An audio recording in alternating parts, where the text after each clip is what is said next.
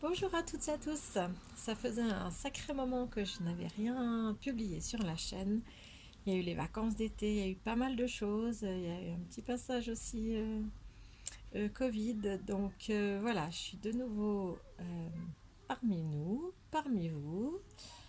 Et voilà, j'avais, avec les énergies du moment actuel, beaucoup de choses à reprendre. Et ce que j'avais envie de partager aujourd'hui avec vous, c'était cette notion d'instant présent. Instant présent qui permet de rester ancré dans sa présence fondamentalement. Ancrage dont on a de toute façon toujours besoin, d'autant plus que la situation extérieure est de toute façon toujours plus instable, toujours plus incertaine pour beaucoup de gens.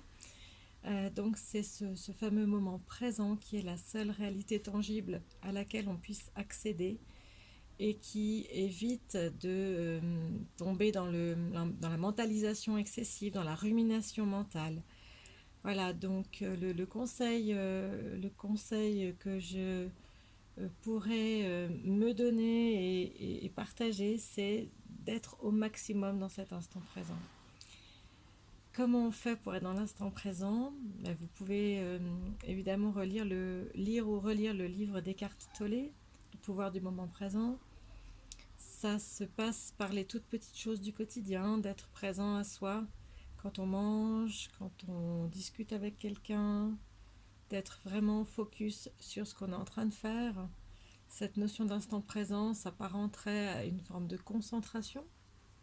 C'est aussi une capacité d'accueil de ce qui est, sans projection, sans interprétation, sans chercher à comprendre qu'est-ce que ça veut dire, ce qui se passe, ce qu'on m'a dit, de laisser vraiment cette qualité d'instant présent prendre possession de tout son être pour être dans l'ici et maintenant. Et c'est là qu'en fait on va trouver des explications ou qu'on va trouver des réponses à ces questionnements, puisque c'est bien évidemment à l'intérieur de soi toujours qu'on les trouve, même s'il y a des indices, même si on peut avoir des signes de manière extérieure à soi.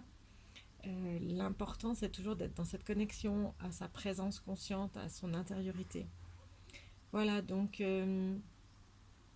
plus que jamais, cet instant présent, il nous donne un outil fabuleux pour transmuter le négatif en positif, à savoir, plus tout va aller mal à l'extérieur de soi, plus on a des conflits au niveau international, plus on a des tempêtes au niveau des colères ou des émotions qui peuvent sortir, plus c'est important d'arriver à être dans la capacité d'accueillir tout ça en soi par la respiration. J'inspire tout ce qui est de l'ordre de ce tumulte, de ce chaos extérieur. Et au niveau du cœur, ça se transmute, ça se transforme et ça devient joie, ça devient lumière, ça devient amour. Et c'est ça, à l'expiration, que l'on peut transmettre autour de soi. Déjà dans son propre cercle, ça va faire beaucoup de bien. Et au niveau général, ça fera aussi son œuvre puisque tout est un et que tout part de soi. Donc tout ce qu'on arrive à faire soi-même, c'est bénéfique pour la collectivité aussi. Voilà, donc je vous invite à essayer cet exercice-là, d'inspirer tout ce qui ne va pas, de le transmuter au niveau du cœur et d'expirer la joie, l'amour et la lumière. Voilà, ça a l'air tout simple comme ça. Je sais que c'est pas si évident, néanmoins, je vous invite à essayer ça parce que ça peut vous apporter énormément à vous et au collectif. Voilà, donc bel instant présent, belle respiration consciente de transmutation pour arriver à créer plus d'harmonie dans ce qu'on vit. Prenez soin de vous et à très bientôt. Merci, au revoir.